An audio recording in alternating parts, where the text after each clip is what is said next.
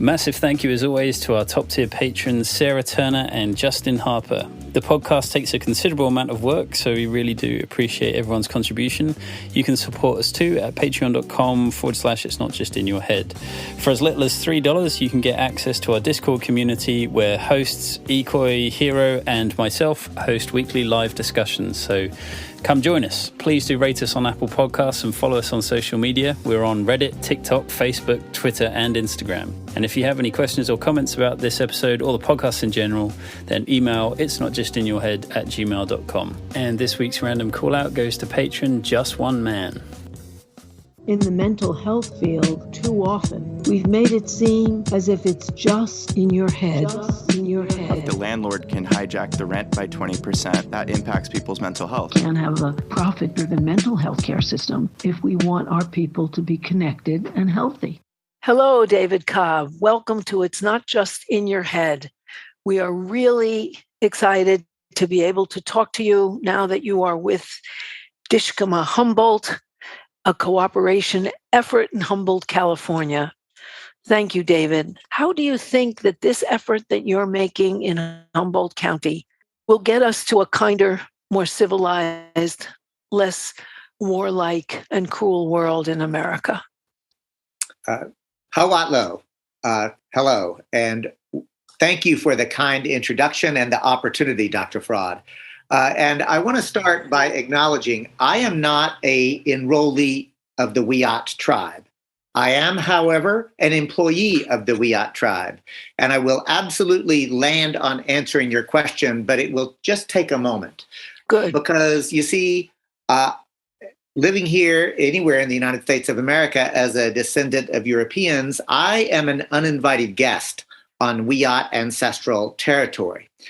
But I have nowhere else to be because I know from the research, genealogy, my family history, we come mostly from Scotland, the far northeastern. The McClure clan is a sect of Clan MacLeod, but I don't know exactly where. And I have no remaining personal relationship with that. And I tell that story because I want to acknowledge that my ancestors who once lived in right relationship with Mother Earth, who understood their role to be caretakers of the land and were in right relation with other humans and the natural world itself, that was in Scotland. But through a wave of conquest and colonization from Vikings and then Romans and then later the English Empire, the English Empire basically forced my ancestors out of that right relationship.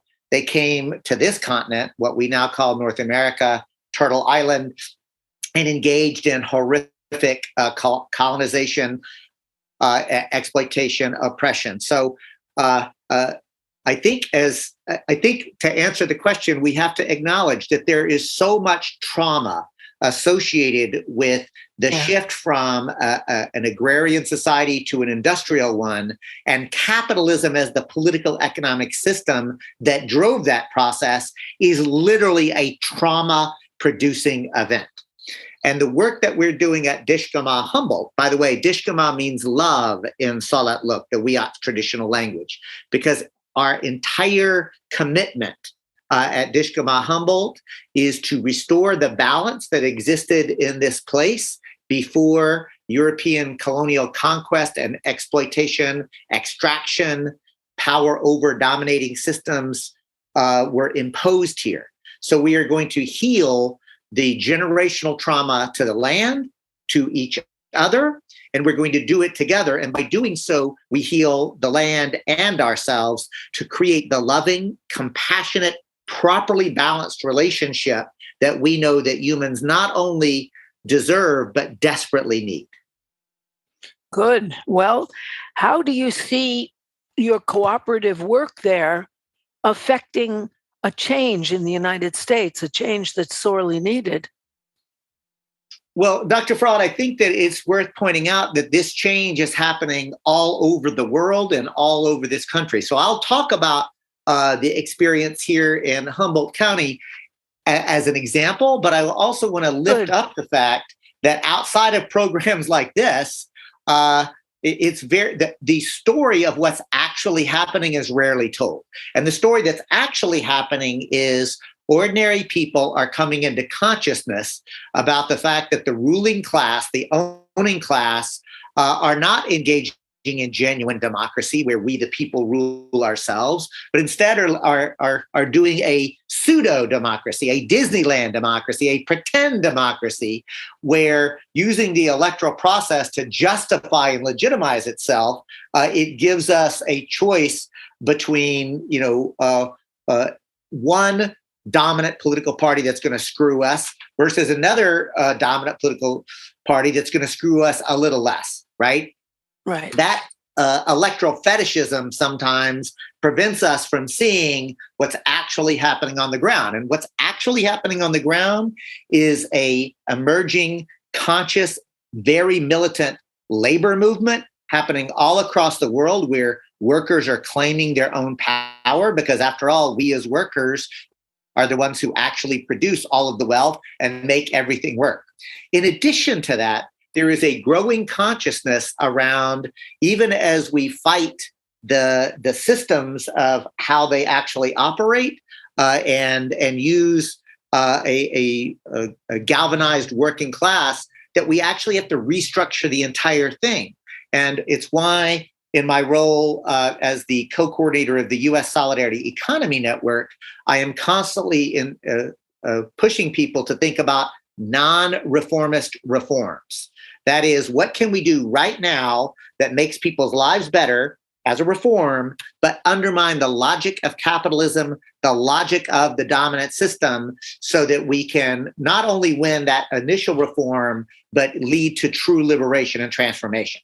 Those non-reformist reforms: worker-owned cooperatives.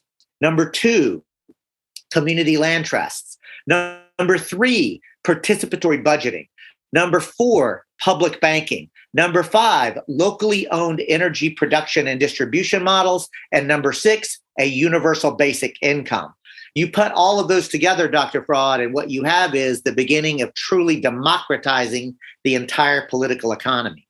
Here in Humboldt County, Wiyot Ancestral Territory, we have created a community land trust as a department of the Wiyot tribe that will be tasked with land back and land rematriation and restoration, ecology, and regenerative economic development, and building of affordable housing. So what we're showing is that we can meet our concrete material needs, do political economy, make business and commerce work, but do it outside the dictates of capitalism. But we can't wait until we overthrow the entire national, federal, state apparatus to live that world. We have to live in the world that we're in now, but be clear that we really need to create an eco-socialist political economy, not only here in Humboldt County, not only in the United States, but ultimately globally. Well, here in the program, it's not just in your head with Liam Tate, Ikoi Hiro, and myself. We are looking at what's going on outside that affects people's sense of psychology and sense of well-being. And I think your project certainly does, but I'd like you to address that a little bit for us, what the psychological change is living in the Dishgamu Humboldt community. Well, Dr. Fraad, thank you for that very clear and I think powerful question. And my answer is, coming in to a true decolonized, class-conscious understanding of how the world works is liberating in and of itself. I will acknowledge I was born in 1962. I'm 59 years old. And I remember as a child being taught that the United States of America was the greatest country on earth, and that we stood for liberty, justice, and equality.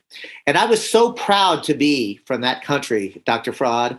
I was so proud that we were the bright, shining light on the hill, and that not only did we have liberty, justice, and equality, that we were going to guarantee it for everybody else in the world. How could I not be proud of that? How could I not worked at. And as I grew up, I realized I had been lied to.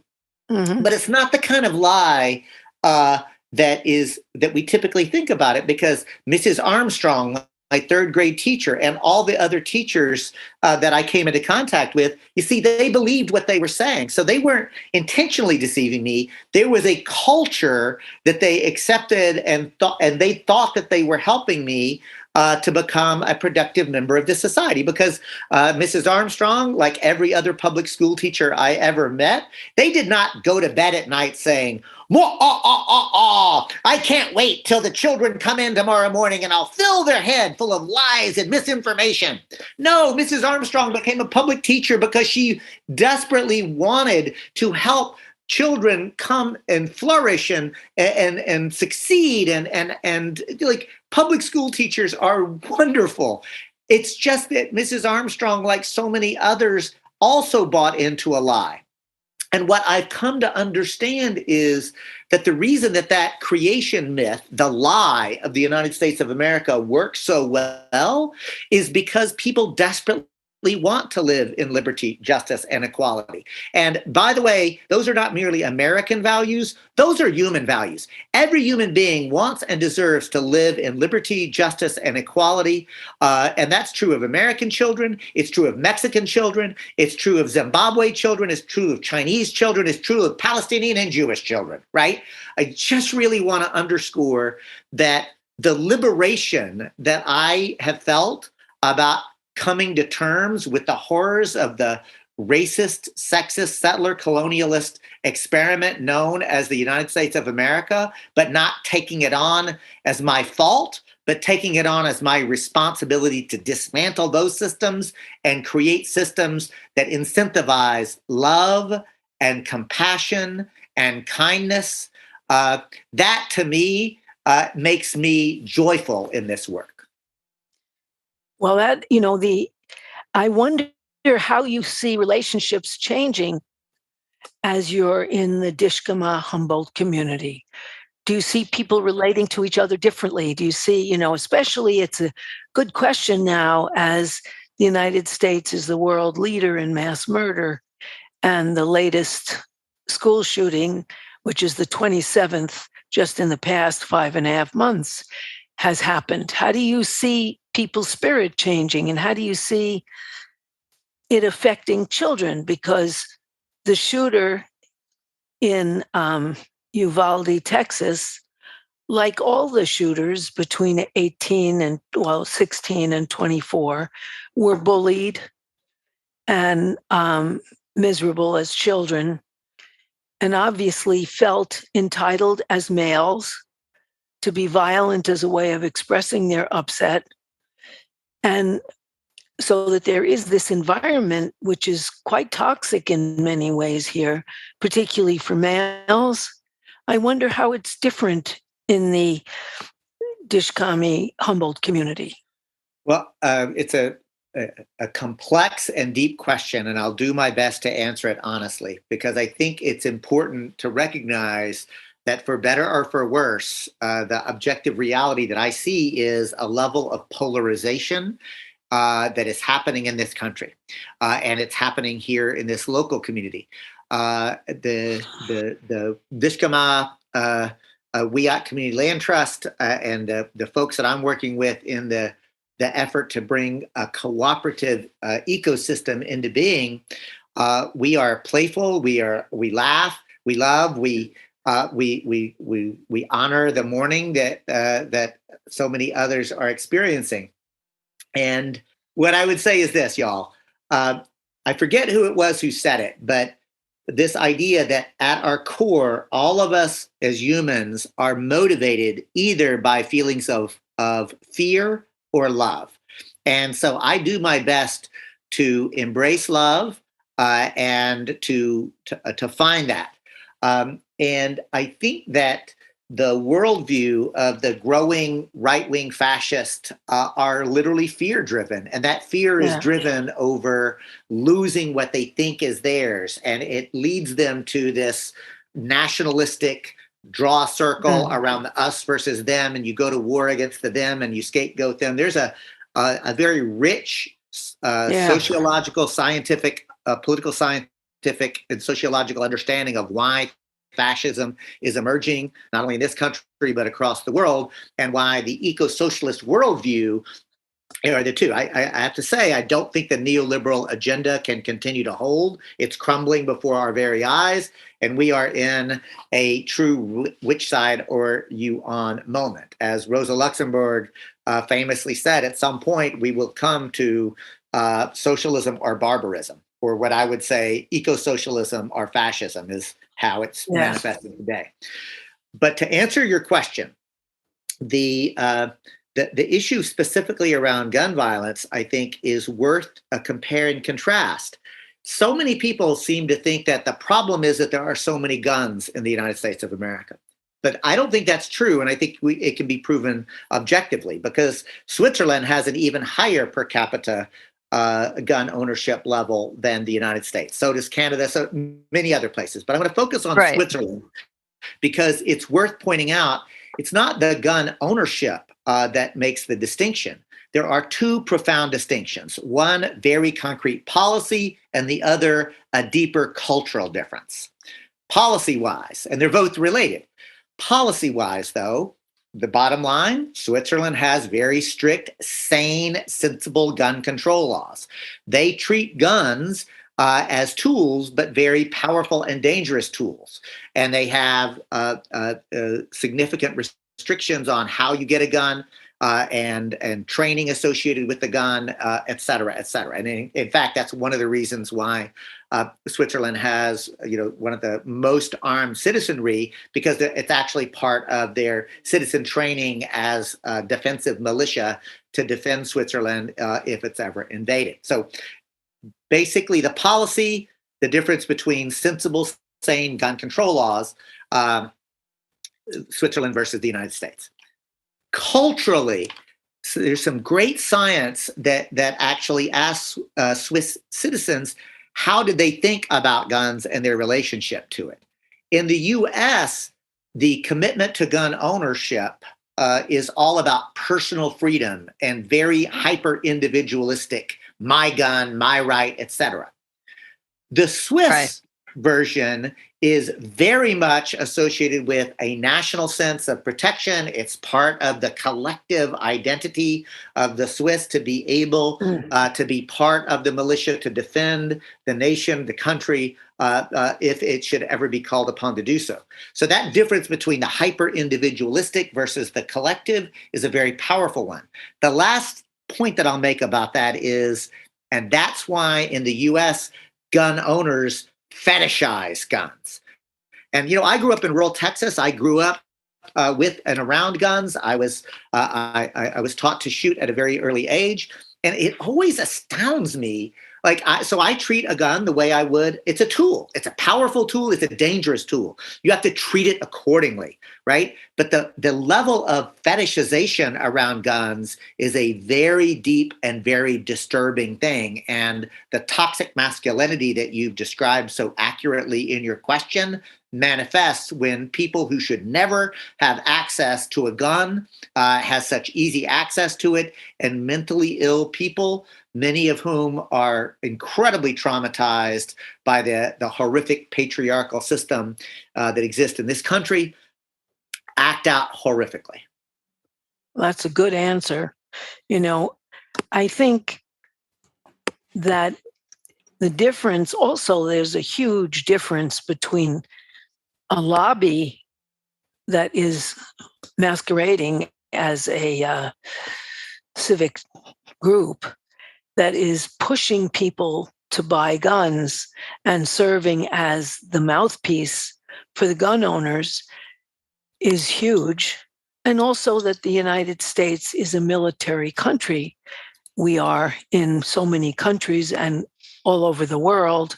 And also we've been at war continuously since World War II with very small breaks in between, and Switzerland hasn't, and neither has Canada, which also has a lot of guns. They have hunting guns, though. They don't have AR-15s, automatic rifles.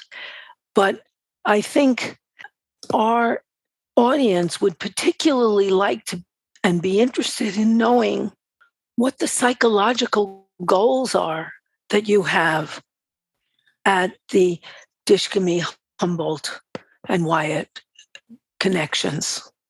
Well, remember that like, to me, I do not believe that human beings are fundamentally angelic, nor do I believe that human beings are fundamentally demonic. I think that sort of either or binary narrative is actually part of the problem. What I would say is this. I think most human beings, including most Americans and most people who live here in Humboldt County, basically do what the systems and structures incentivize them and encourage them to do, right? Mm-hmm. There are outliers to be sure. There are Mother Teresa's and Jesus Christ and the Mohandas K. Gandhi. Those people exist, as do Mussolini's and Hitler's and, those extremes. Yeah. Pardon me?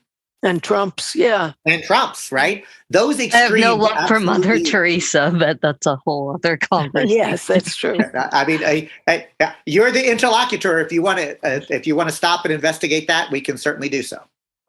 Oh, no. I mean, I know you were just using her as more of a terminology. Yes. I agree with Ikoi, but I think the point needs to be made anyway, David. So please continue. So the point is that there are not, I don't think, those kind of extremes of people who are the most pious or the most compassionate or the most anything, right? Most of us tend to do what systems and structures incentivize us to do. Right. And the problem is, in the current capitalist system, and it absolutely is a militaristic one, and fascism is emerging in this country, are incentivizing power over, domination, exploitation, extraction, and oppression. And it not only legalizes it, it literally incentivizes it. Yeah. And what we need are systems that incentivize and encourage kindness, compassion, cooperation, sharing, power with systems, which is why, remember those very concrete non-reformist reforms, public banking, participatory budgeting, worker-owned cooperatives, community land trust, all of these are ultimately premised on learning how to make and implement decisions collectively. Doesn't mean everybody gets their way, because that's not true. No. What it does mean is everybody gets to be heard. Everybody gets an opportunity to participate in making that decision. And I believe fundamentally at my very core of my being, and it is proven by scientific data, that when people are heard and get to participate in making decisions, they are happier, they are more functional, they are even more productive. Because that's the other thing about the lie of capitalism and power over, and that is it's actually a quite inefficient system for even producing goods and services, much less distributing them fairly. The only thing that capitalism does is empower and enshrine a minority rule over not even the 1%, but it's more like the 0.01%. The real ruling elite are the obscenely, outrageously wealthy who are never subject to elections. They're never subject to any level of democratic control. And that's a problem. Huge. Right. Yeah, well, it does look like what you're doing is really empowering people to make decisions and to feel good about themselves. And that, as we say, that the oppressions outside of you, like being evicted, for example, are not just in your head, they're also outside of you. And the effect of the outside on the inside is huge. And you're suggesting the hugeness of a system based on love and support rather than power over. Ikoi, were you going to ask something? I hope I didn't interrupt you. Oh, no. I'm still thinking. Yeah, well, it's very thoughtful. This is a whole different way of organizing things. It's like the theory of the maternal gift exchange, which is a society based not on commodities and exchange value in money, but on giving and receiving gifts out of concern, and care for everyone else, and being part of a concerned, caring, loving community. And that's totally different from the way we live here now in the United States. That's right. And it's also, I would argue, a more natural way to be. And I'll take this moment to identify or lift up what for me was one of the seminal books that I read as a young person that helped me see the world differently. And that is The Chalice and the Blade. And that book basically changed how I understood and thought about the way society functions. It was written by Riane Eisler. I remember that book. In it, Eisler argues very persuasively and compellingly that actually human beings evolved and succeeded evolutionary because fundamentally we cooperated. Right. And that's the chalice. And that this power with model did not denigrate male energy.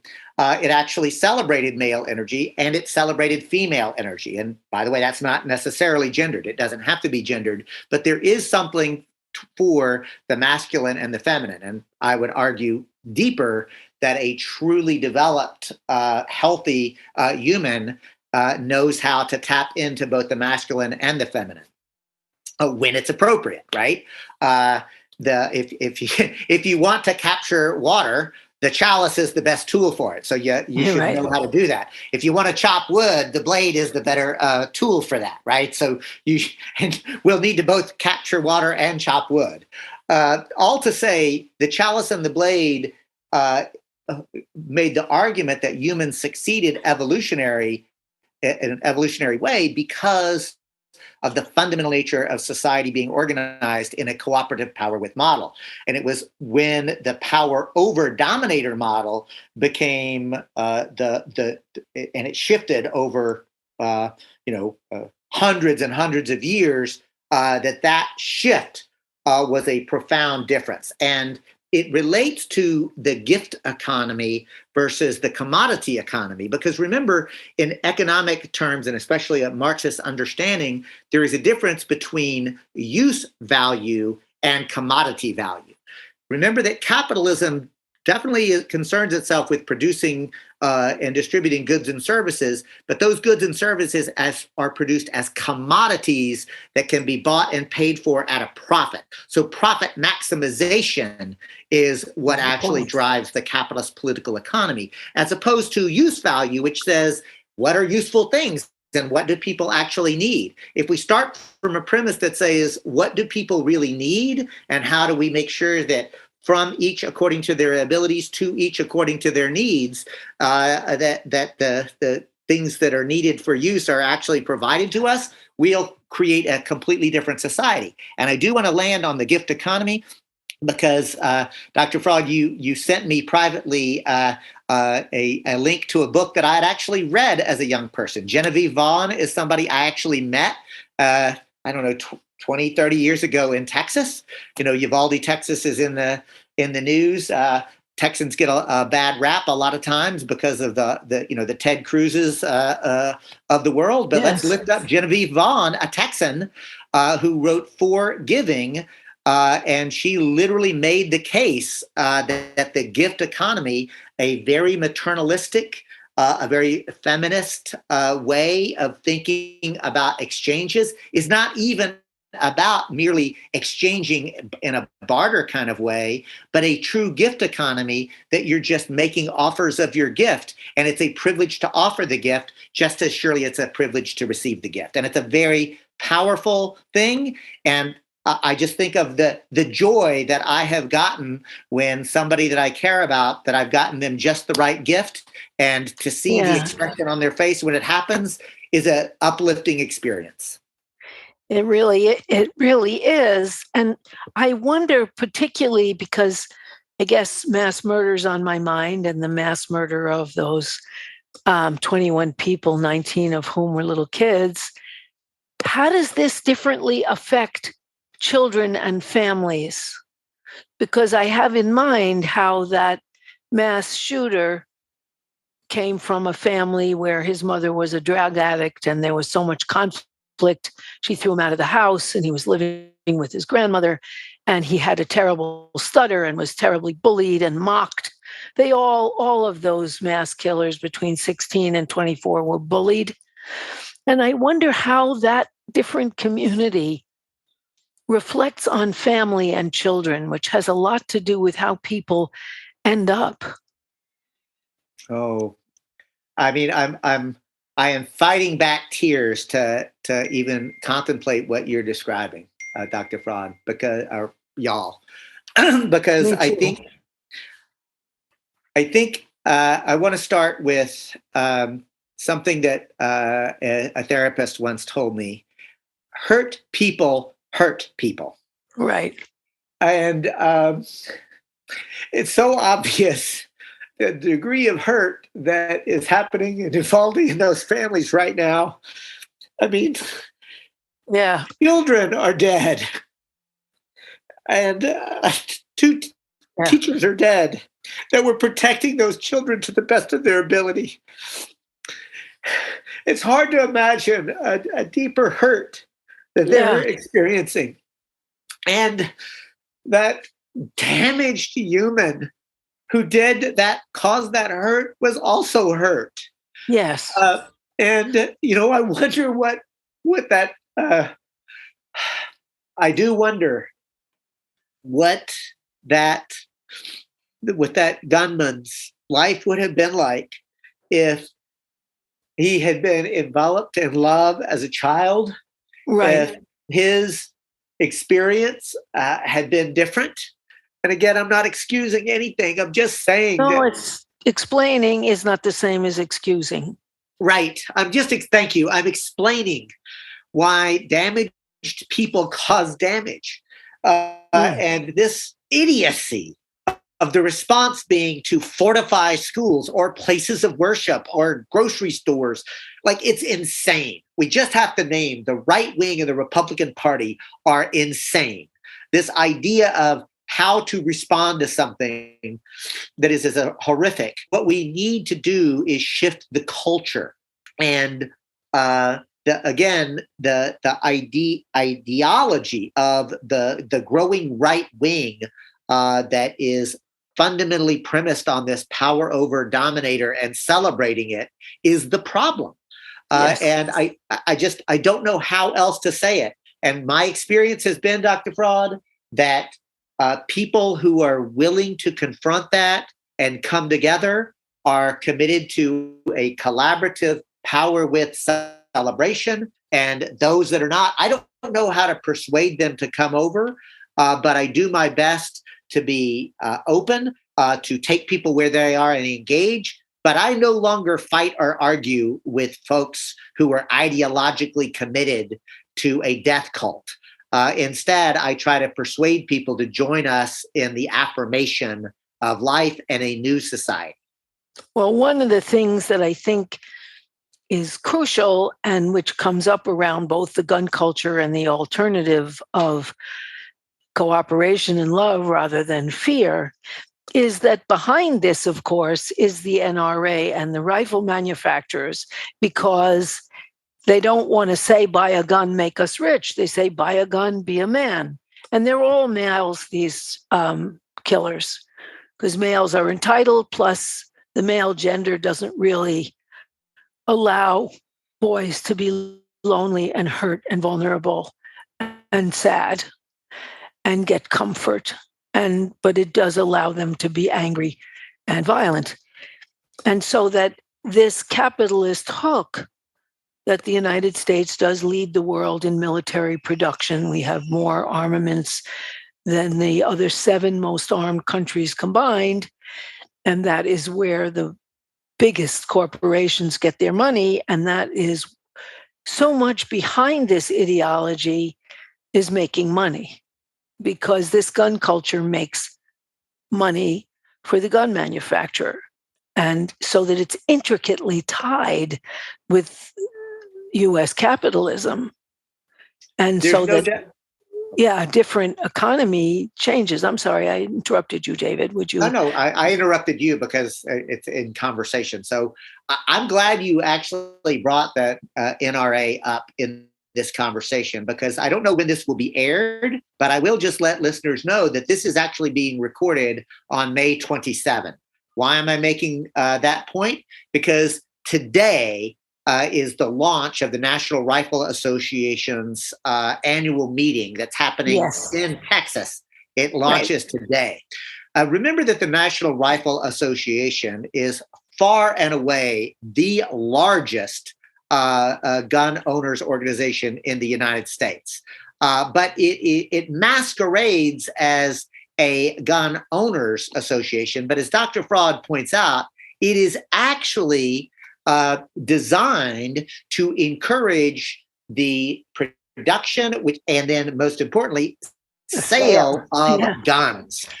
It literally exists and spends over $250 million every year to support the sale of guns, and correspondingly to fight against any effort for reasonable, sane gun control laws. And by the way, that $250 million far exceeds the gun control advocacy groups put together.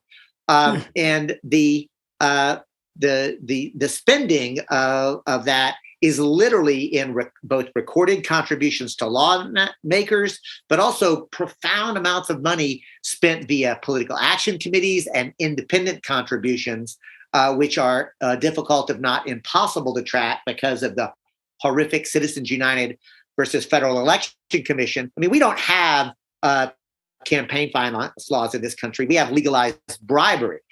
So the fact that the NRA is able to basically control the political narrative and debate is a fundamental example of how the United States of America is not a democratic republic. It masquerades as a democratic republic, but over 80% of the American people, regardless of if they identify as Democrat, Republican, Green, or Independent, regardless of whether they identify as liberal, conservative, or moderate, regardless of gender, regardless of political orientation or political affiliation or sexual orientation, like you can account for every other thing.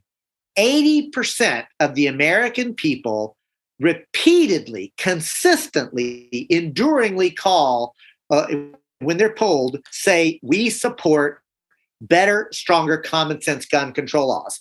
In anything reasonably resembling a true democracy, that would become reflected in public policy. But because we don't have a democratic republic, because we do actually have a legal system and a political system that allows the wealthy and powerful to basically control government and legislation in this country, we can't even get the most minimal, most mild gun control laws in this country. And it's shameful. Well, it's the best democracy money can buy. I think that's a good summary. But I think it's also ironic that at the big convention in Houston, Texas, the big NRA convention, they don't allow guns. How about that? Everywhere else that people should be able to carry concealed handguns everywhere except the NRA convention. How about that, right? I mean, it shows and demonstrates the hypocrisy of the National Rifle Association, and I hope and pray and work very hard to try to create a political consciousness and a movement that makes the bastards pay. At the ballot box, we should unelect anybody who accepts money from the National Rifle Association. And there are very, very many. There's a guide out that shows how much the various senators accepted and how many gun deaths exist in their state. I can send it to you, or we could have Please it do. on I mean, because I intuitively think I know what that is going to show me, but it's always great to have objective data.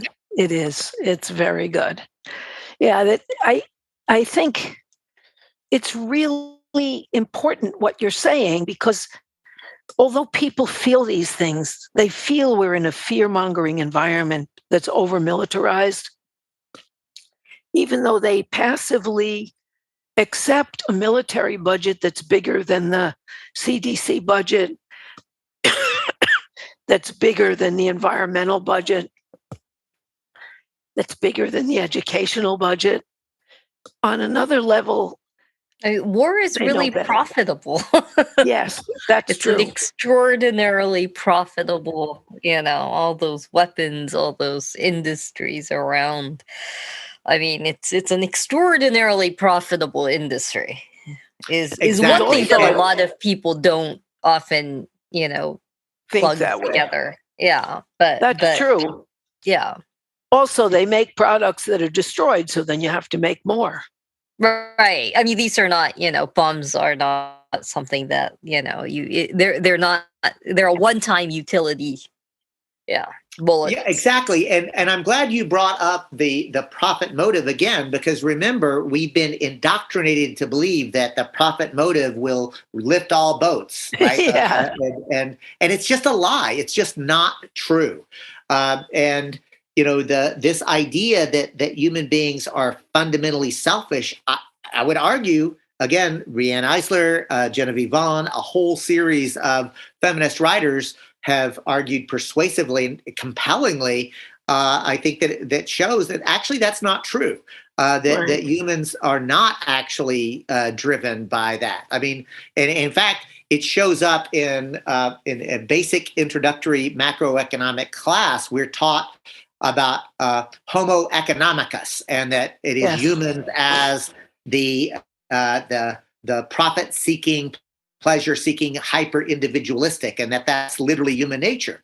But Dr. Emily Kawano of the U.S. Solidarity Economy Network, my colleague, argues that we should understand Homo solidaricus, that says actually humans are, in fact, driven to help each other. And in fact, even cutting edge neuroscience is proving that for 99% of us, when you, and this is important, when you witness another person in acute distress and you alleviate their distress, you get a dopamine shot of pleasure. It literally feels good for 99% of us to help people.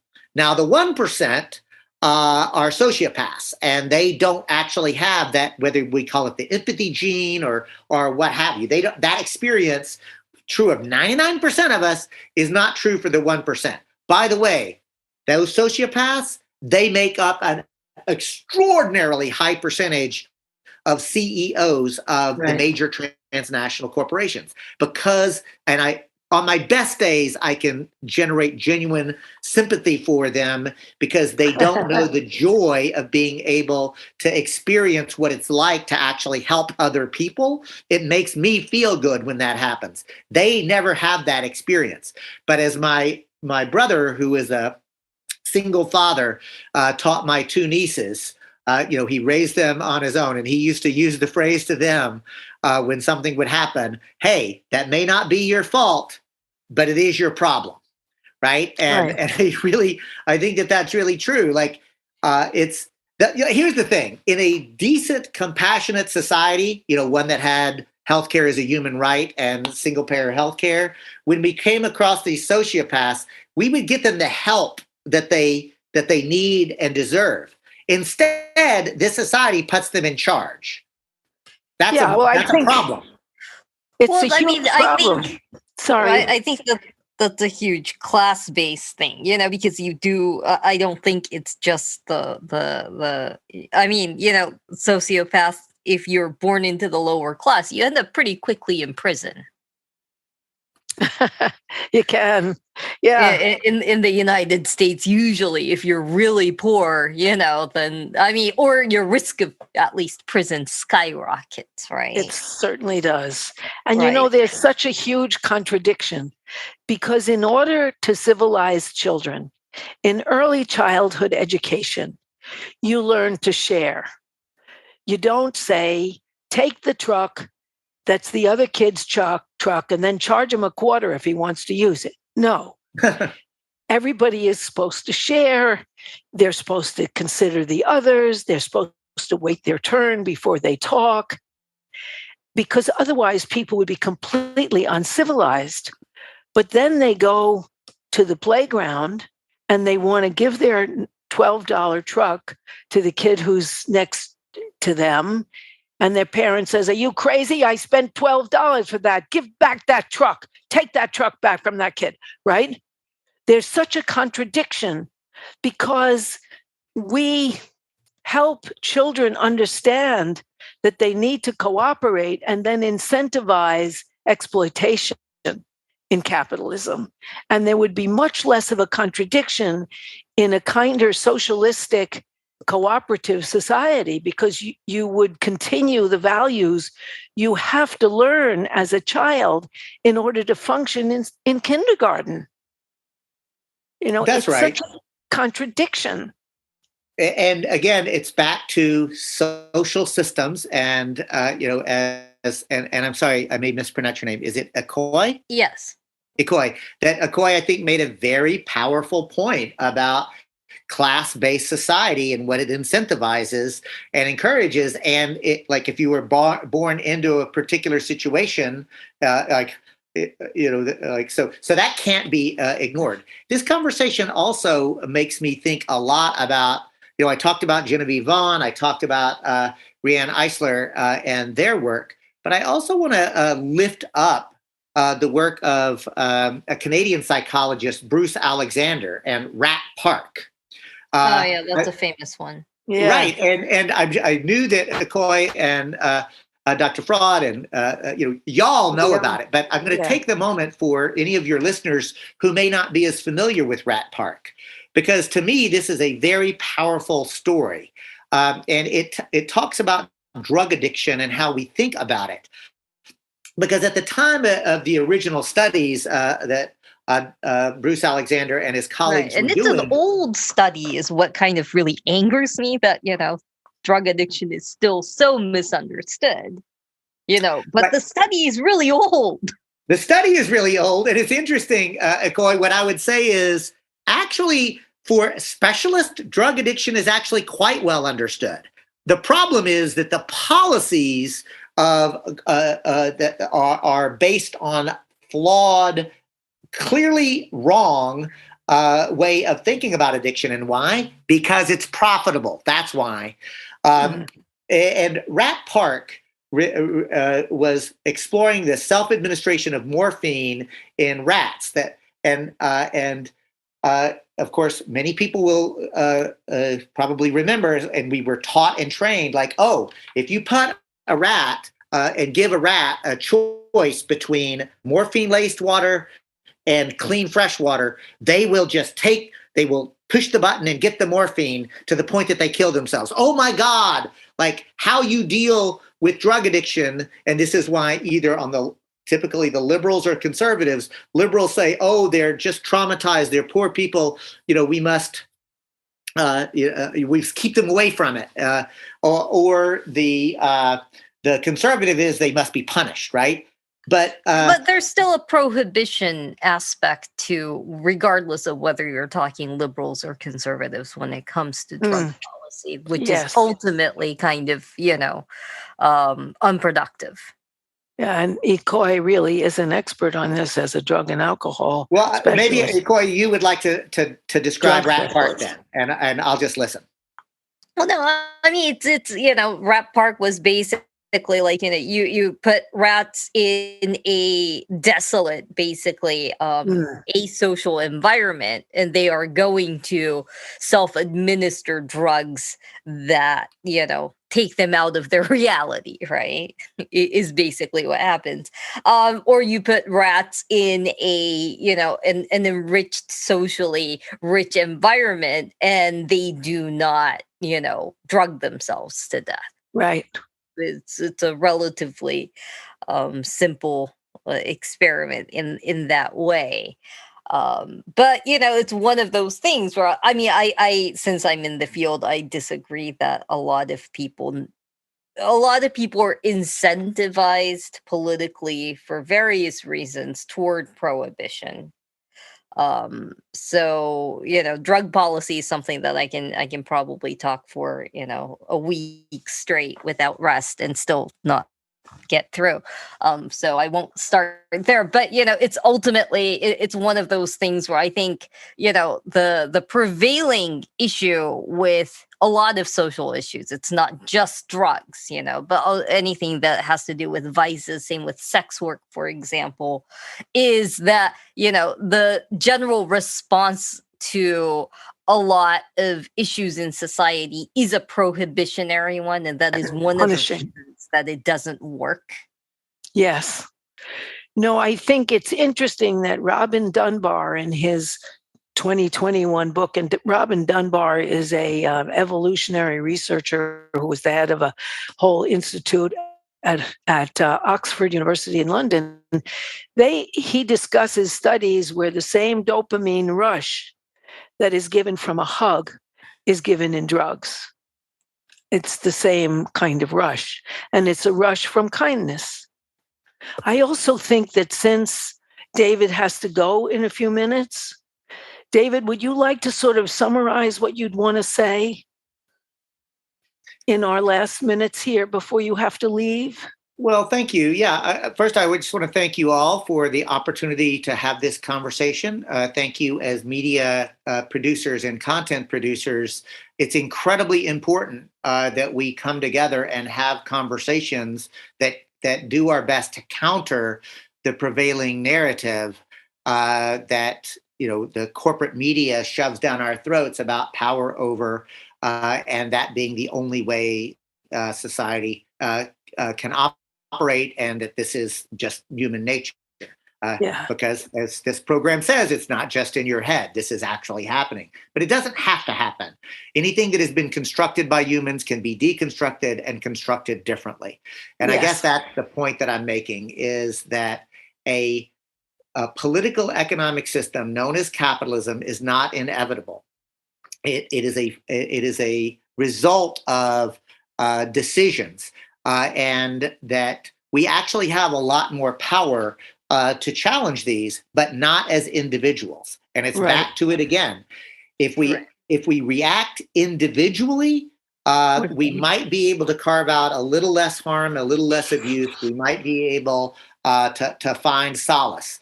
But if we want to actually change systems, we have to collectivize.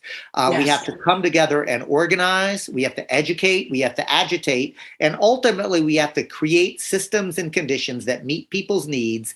And we have to, I believe, engage in a level of political education to help people understand that we need to engage electoral politics, not exclusively, but as a front of struggle. It's why I'm a proud Green Party member, because I believe that the corporate-controlled neoliberal Democratic Party, although not as bad as the Republican Fascist Party, is still going to protect capitalism and imperialism, and we need a completely new political economy. And we only get that way by talking about it, by living it, by experimenting, and being willing to have a clear theoretical understanding, and then make policies and plans and put them into practice, and then evaluate and change as we go. That's what praxis is all about, and why electoral politics should be part of this conversation, but can't lead the conversation. Absolutely. Law follows culture. And also a culture in which we are involved in, where maybe you didn't create the problem personally, but it's all of our problem together. And we need to join together because the mass of American people are suffering. And we need to join together to change our interior lives, which will change as our exterior culture changes, as Rat Park and as Ikoi showed us, in a nice and nurturing social environment, the rats don't take the drugs. During the pandemic, my wife, who is an artist, pointed out that the essential workers were considered those who were bringing food and giving us the things that we need, like on a very concrete material plane. The other thing is we turned to artists and storytellers. Like we were desperate for that kind of connection, which is why we often say, like, if we want to talk about human needs, it obviously includes housing and food and education, but it also includes art and culture. Like that's a human need as surely as food. Right. The creative drive is a very important aspect of human life that is often ignored. And it's sad in my education, and I've looked into what's being taught in schools now. The only utopias we read about were failed and cruel, like Brave New World or Animal Farm, or what was the other one we always had to read, 1984, that they were all cruel rather than experiments that actually helped people. And I think it's part of the way that they drum out the dreams. And again, like it's not an accident that we are indoctrinated in this fashion. No. And yet I feel like, as your wife says, and as people are showing by striking everywhere, in the words of a John Deere worker on strike, he said, we were essential. Now we're treated like crap. That doesn't work. So I want to thank you, David, very much for bringing this to us. And we'll do our best to get it out there. Thank you so much. It was my pleasure. Wish you all a wonderful day. You too. Thank you very much. Massive thank you as always to our VIP patrons, Rebecca Johns, Sheena Bilmus, Alexander Lashley, Jennifer Cox, Seamus O'Connell, Alex Placito, and Bruce Rogers Vaughan. If you have enjoyed anything you've heard Harriet say in this program, you will definitely enjoy Capitalism Hits Home, which is a solo program that Harriet does through Democracy at Work, which is a worker-owned cooperative that produces other great programs such as Economic Update with Richard Wolff and the Anti-Capitalist Chronicles with David Harvey. I can't recommend enough that everyone also listen to Capitalism Hits Home if you enjoy It's Not Just in Your Head. And you can hear more from Harriet on her radio show called Interpersonal Update. It's on WBAI at 2:30 EST on Wednesday afternoons and in the WBAI archives.